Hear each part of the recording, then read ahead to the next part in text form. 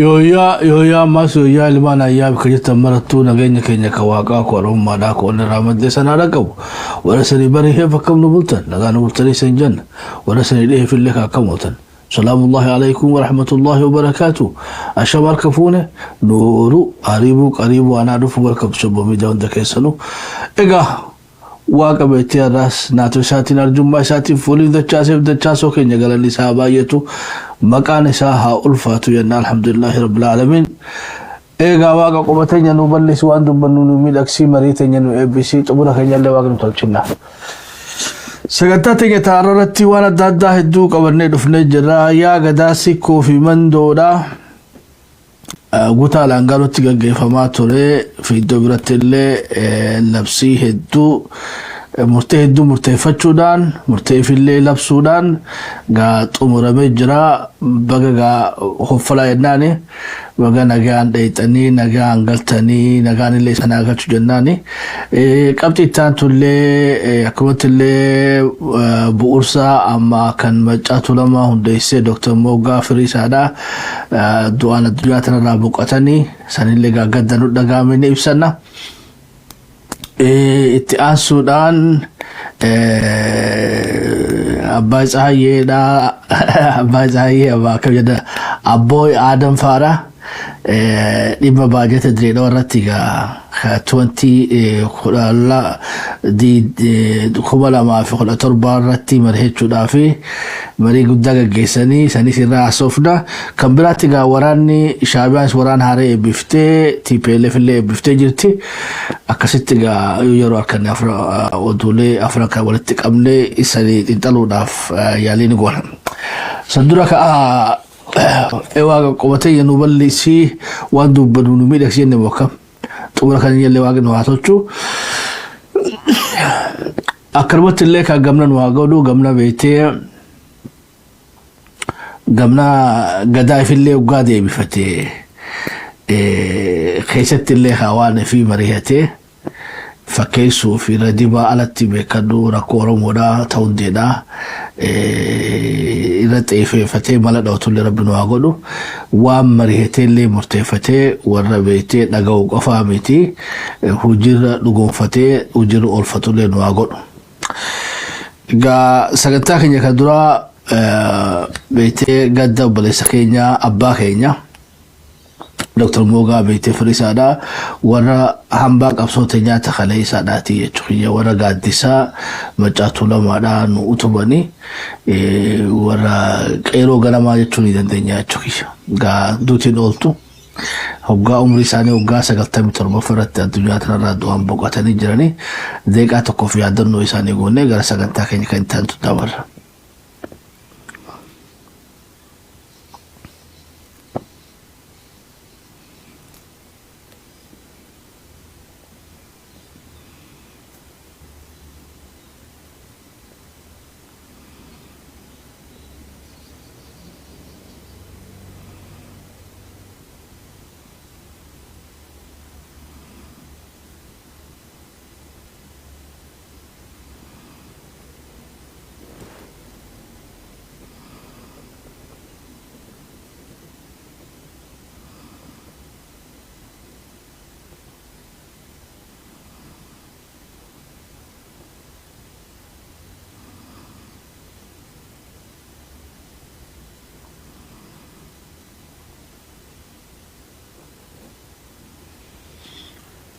Aye galatooma isaanillee nagaan boqoddaa jennaani maatii fi waayillan isaa akkamittillee uummata Oromoo hundaanuu abbaa keenya kadhabneef gaa jajjabina isanii hawwinaa ammoo beetee nama umrii dheertu jiraatanii nama umrii isaanii kana keessatti dhimma Oromoodhaa takkaa lafan kaayanii soogaa hojii qabri isaanirraa olitti hojii waartuu warra nama dalagatee dabre jechuudha. Asumaanuu afeerraa goonaa fi damee maccaatu lamaadhaa damee USAdhaa abdii badhaadhaadhaa yoo dandeessee nu dubbiftee amma namoonni birallee nu bilbiltanii nu dubbiftanii seenaa doktora keenya abbaa keenya kana odoo waliin dabarsine gaarii yannachuuf sagantaa of dandeesse qopheeffannaa sagantaa sanirratti illee gareen Macaatuu Lamaa amma namni beekte qaamaan beektaniin sirriitti baayogiraafii isaa dhaloota ta'anuuf nu dhaalchisuu dandeessan akka dhuftanii sagantaa keenya irratti nu hirmaattan kabajaadhaan isin gaafanna. Nuti gara keenyaan hamma dandeenyutti qoranneetti deebisanii dachaan. Nagaan nu boqoddaa innaan abbaa keenyaani nullee ka umrii isaanii tanaan nu haa ga'u jennaa jechuudha. Nama umrii gaarii rabbi kennee fi umrii guddoo jiraatanii nama beektee odoo abdiin kutanne egaa dhiibee saba kana asiin ga'ee jira. Taaftes kaanutis dhiibnee warra beektee bakka isaan ga'an kana rachi fakkeessu nu haa godhu jechuudha. Moggaa keenyaan nagee doktora keenyaan nagaan nu boqoddu jennaan.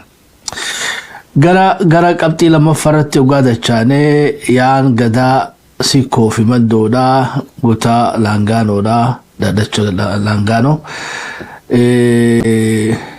gaa kan ture sanii gaa haala miidhagaatiin deeme as keessa kaa wal arkuu jira as keessa wal baruu jira walillee barsiisuutu jira as keessatti seenaa beektee aadaa safuu waa hedduu walitti dhaamu jira jechuudha. Cidhaas ni fakkaata, jilaas ni fakkaata, mariifillee beektee tun hundi waluma keessa deemaa jirti jechuudha. Dubartiilleen hawwan kun akka dhufanii gammachuu isaanii ibsatanii wal argaa baharraa dhiharraa kaabaa fi kibbara walitti dhufanii hoggaa 150 hambaa beektee harma muraa fi harka muraa anooleedhaatu irra wal ga'e jechuudha. Hortee diinni kaleessa beektee dhabamsiisuudhaaf jedhe isaanii irratti hojjeteetu walitti dhufe. Gadaan beektee har'aa kuni I think gadummaa isarraa alatti arsii warra kalee isaan harka muree harkaa fi harma muree san gadoo bahannatti fakkaata jechuudha. Jirraa jechuun jiran fakkaatanii jechuudha. Irraa hafnee jechuun jiran fakkaatanii gaa warra beektee irraa hafee guyyaa kana gahe hoggaa 158 booda baga irraa haftanii baga beektee hin jiille diinaan jettanii baga mul'attan jennaani. Manguddoonni keenyallee akka dargaggeessatti utaalanii jechuudha. Guyyaan har'aa kun hawaasa Arsii biratti guyyaa seena qabeessa guyyaa gammachuudhaan ture jechuudha. Kanaa ol ta'uu danda'a shakkii takka malee. Haa ta'u ammoo maal jedhamu bishaan malaan waddaniidha. Akka hundaa'uun argatanii ammoo carraa argamte tana keessatti haga tokko. Waan guddoollee miti haga tokko wal arkuun turuufiifuu hin goomtu. Tanuma keessallee gadaa maal fakkaatallee wal garsiisuun hin goomtu. Ammoo gadaa beektee gadaa naafa gaggeeffame jechuu dandeenya jechuudha. Maaliif Arsiin duratti akkana walitti dhuftee wal geessee kana booda roorroon hin hafne beekadha. Bikka roorroo sana ammoo irruma dabran. Iruma dabranii murteelee jaamu kana dabre san keessa murteen shanaffaadhaa waa'ee nageenyaati. Beektee waan bushallee keessatti dirqanii jechuudha. Abbaa Gadaa Siyaamaa Galii haadha Sinqee gaafummaa si garsiisa. Duriyyeen kaabinee fi kaadireedha. Waan uummataa hunda keessatti dhaamsisanii dabarfattee jechuudha. Waan bushaadhaa ta dhaamsisanii dabarsan. Yoo garuu yoo silaa beektee dhaamsi dabruu taate akka ta'uu qabu waliigala alaa galaadhaadha. Waamichi beektee har'a waraana bilisummaa Oromoodhaatiif godhamu kuni PP'dhaafis godhamu qabu. Beektee akkasitti gadaa jechuun akkasii jechuudha. Dhugaa namuuf gochuu qabanii galii hoggaa jaan ka ummata fi galuu qabu jira jechuudha. Kaabinee fi kaadireen heera jala galii ummata Oromootu siin jee galii PP'dhaanis ummata kee galaafachuu dhiisii ka hiite gadhiisii abbaa gadaa siin jee Oromoo irraa roorroo kaasii haadha Sinqee siin jeeti doorsisa dhiisii saamuu dhiisii ima kaasalaa waan ja'amuu qabdu san jechuun barbaachisa. Rakkoon guddoon jirtu Oromoo yeroo ammaa tana keessatti I don't know kabajumojin ijatee sararlee no folcha kaleessa sirni Haile Sillaaseetiis nama qopheeffate qaba kan Oromoo kanaan jaan jeesu kan Oromoo kanaan burjaa jeesu Haile Sillaaseellee akkasuma qaba miilikillee goobana qaba Haile Sillaaseenis akkasuma aramoon heddummaan na fakkaatti Oromoo waan goobana hamatuhu I don't know maali naangallee jechuudha maaliif ka wanni garii beetee akka abbaa gadattis godhaa jiru akka haadha sinqeettis godhaa jiru waxa jara waa goobanaan gargarii miti jechuudha wali galama kam akkanatti iseeti beetee gadaan arsiidhaa odoo ta'u akkami gandi arsiidhaa ibiddaan gubatee godaanaa jechuudha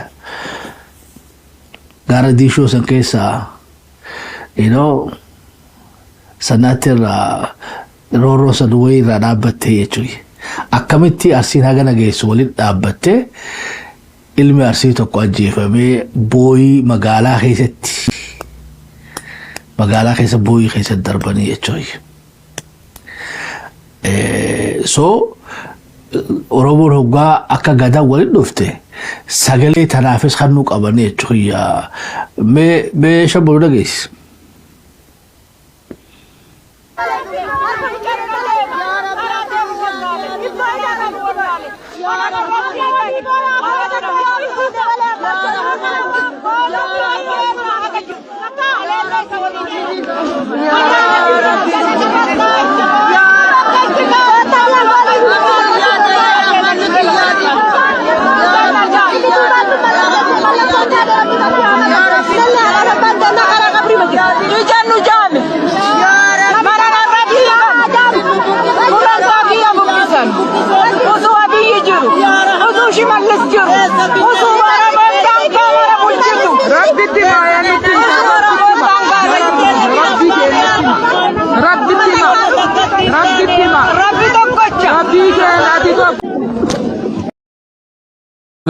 akka gadattu akka arsittu waliin dhufte hawa keenya hundiroo waan jira raasawni jechuudha waan jira raasawni taateen tu waarsi qofa laallattu gujillee akkuma waliin dhufeetu rooroo gujii keessa jirtu jirraa qabatee irraa galee jechuudha jilli san godhame yaan arsiitis beekannoo bikka laaluu dideessa agarree jechuudha bikka laaleessa agarree bikka laaluu dideellee agarree jechuudha bargaa rakkoon guddoon jirtu wanni arsiin ara dubbachuu hin dandahiniif hawwa beetee arsiite hagoobanome habeetee goobee jira jechuudha goobanallee jechuun waan dhufu kabajaadhaafu ammoo hagoobee jira jechuudha ha ummata ifii gurgurachuudhaan goobeen tungaa eenyu kaabsiti jechuudha hoggaa akkasitti maakii san dura guuran kabajaan seenaa jechuudha kabajaan seenaa aduu waliin dhufuu keessatti gammachuu guutuu qabna aadaan deebi'uun isiin uumaan deebi'uun isiin waan waaqatti galatooffannu warra aarsaa hafalee asiin nu geellee fuuli rabbi isaanitti haa toluu jechuudha haa taatu gadaa beeytee godaan isa sabaa daatiif wallaansa kanneen hanqinaa jechuudha kun ogaa hanqa abartee isuma ta'a jechuudha paartii jila gaggeeffannee jechuudha DJ siyaamnee tufiraa shubbifnee agaltu yoo gadaa taate immoo gadaan bultuma gadaa booda beekallu sin gadaa booda hanjirtu bar gadaa booda rooroon hin hafne no kun adbaleedha jechuudha gujii waliin dhufteeti kiiloomeetira 15 yoo xiqqaate bika jillitti gaggeeffamerraa lolaa deemaa jira jechuudha boqqolloon facaasin afaan namaan jala jechuudha kamootun boqqolloon gaafa Haile Sillaaseetuun dhokkamne jechuudha gaafa qabsoon jirtu gaafa dargiitiis waraana ganda kana jiraate boqqolloon facaafatinaan jiru jechuudha midhaan jilba namarraa gadi qofa facaafadhaa jedhanii hawaasa keenya kan gujiidhaatiin wallagga keessallee akkasumatti argaa jira tuulama keessattillee egaa rooroo bifa addaatu nurratti gaggeeffamaa jira waliigaluun nu barbaachisa ammoo hoggaa gadaan abbaan gadaadhaa hoggaa seera tumee labsu kan rooroodhaaf beeytee manaa bahe sanii rooroo jala deebi'ii jechuun sangaa goobuudha jechuudha. Goobana ta'ullee baatu beekte goobuudha. Maallaqaan dantaadhaan goobuudha. Goobummaa tana diiduu qabna jechuudha. Goobummaan tun nun baaftu baru beektee ibidda taatee nu gubdii sanii jenna. Ammoo Boorana keessallee sanuma agarree jechuudha. Boorana keessattillee jila guddaa gaggeeffama. Loon biraa dhume hawaasi beela keessa jira. Uffata adii xurii hin qabne kana uwwisanii bareechanii jila miidhagsanii haasofsiisanii aangawoonni Oromoodhaa keessa dhufee dudubbatee bara fakkeessuu kun hunda maaliif nu barbaachisaa jechuudha. Bara nu barbaachisa ilmaan ajaa rakkoo keenya amannee qaamni mootummaa gubbaa jirus qaamni hidhatee gaara jirus rakkoo jiru amannee hawaasni kun jidduutti miidhamee jira. Falli isaan waliigallee alaa galuudhaan kana jechuudha. Yoo dhiibbaa bikkalachuutti godhuu baattan hujuma goobeedhaa gaggeessaa jettanii jechuudha. Ta'u goobaraa sanii malee ta dhugaatii miti. Ija keessa irraa noofocha. Tun taanqinaati. Ammoo wanni gaariin dabarte maal goyanne atiin arsii yoo intalti arsiidhaa arran heerumiin yoom heerumtiin bisii hin beeynu jechuudha. Gadaan kuni gadaa beetee gadaa roorroo miti roorroo takka deebisee jechuudha dargaggeessaa fi qarree fi qeeroon barana lootariin baatee fi jirti jechuudha. Labsi kun labsa ajaa'ibaati. Gabbarallee gabbuusee jira. Dhookee jira. Waan beetee gufuu taatee heerumaa fi fuudha dhookesan irraa kaasee jira. Dargaggeessi amma hulii wannummaan beetee heerumatti ooltuuf duriinis hin jiru. Akkanumatti illee waan dargaggeessillee fuudhatti haafuuf hin jiru. Tu waan bareedduu dabartee ta murtiidhaa tan gammachiifte keessaa jechuudha. Dubartiin kabajaan isii beekadhu gabbara qofaa miti. Namni dargaggeessi tokko safuu isaa eeggatee isii kabajee warra kabajee aadaadhaan isii fuunaan kabajaan kanaa waliin hafne jechuudha. Beetee gabbara silaa warraa kan sani qarree fuute sanii nu kunuunsi jennaan jechuudha.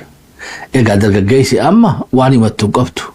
Fuutee horachuu qabda jechuudha. Waan beetee kaleessa warra intalaati kannitu arrammoo mana keetii kunuunfachuu hin dandeessa. Investmentii gara mana keetiitti deebifadhu siin jenna. Tu murtii bareedduu ta dabarte. Murtiin biraa ta bareedduudha. Arsiin kadhataan qabuudha. Beetee dalagachuu qabaadha. Dadhabaa fi ammoo lammiin isaa aanaan isaa gargaaruu qabdiidha. Kun konseptii revolutionary jennu keessaa labsii akka malee beetee lafee duudaa ta'e yoo jira ka oolu taate jijjiirama guddaa fidaadha.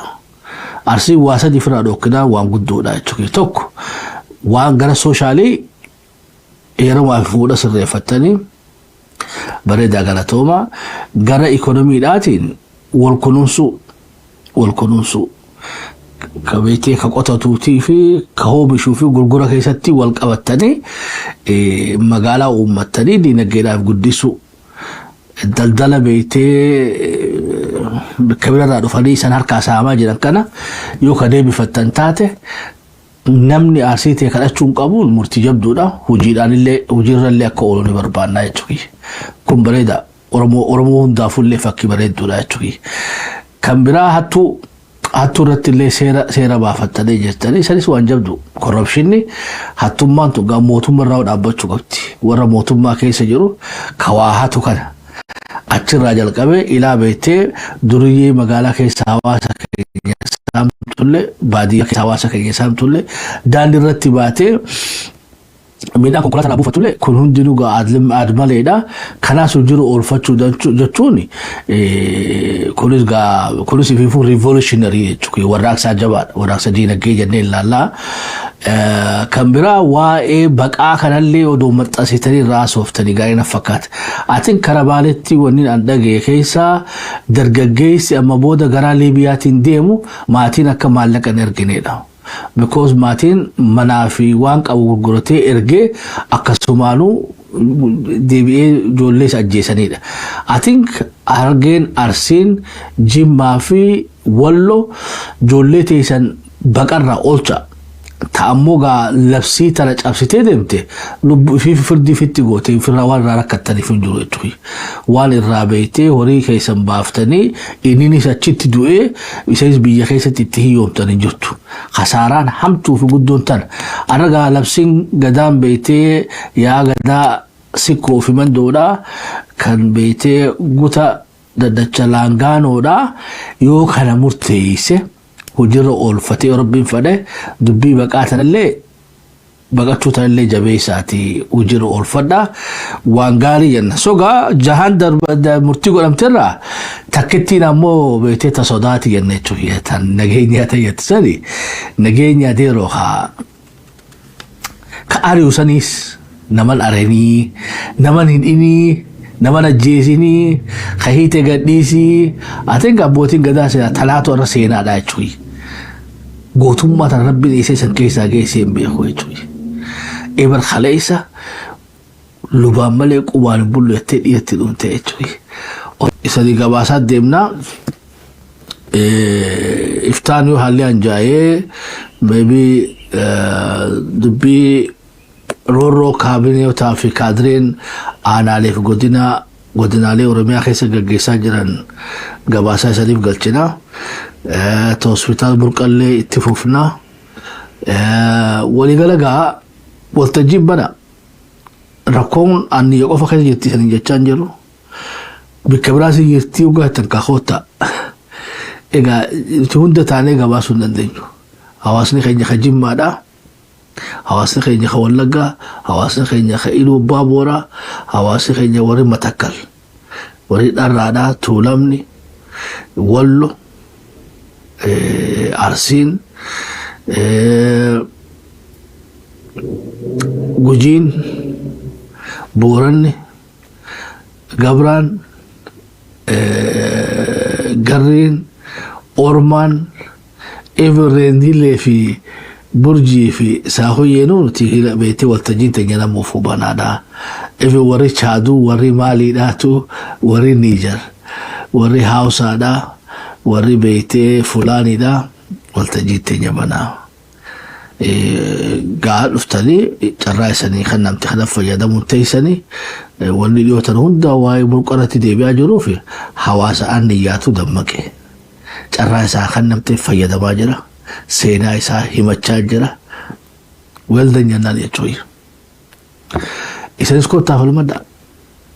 Ilmaan ayyaa sagantaa teenya taarraa gaa hordofa keessan fulfaadhaa haga qophii tana fakkaattu waliin dachaanutti kabajaa guddaa isinii qabna isin jaalannaa nagaa waaqa keessan ultraa. Thank you.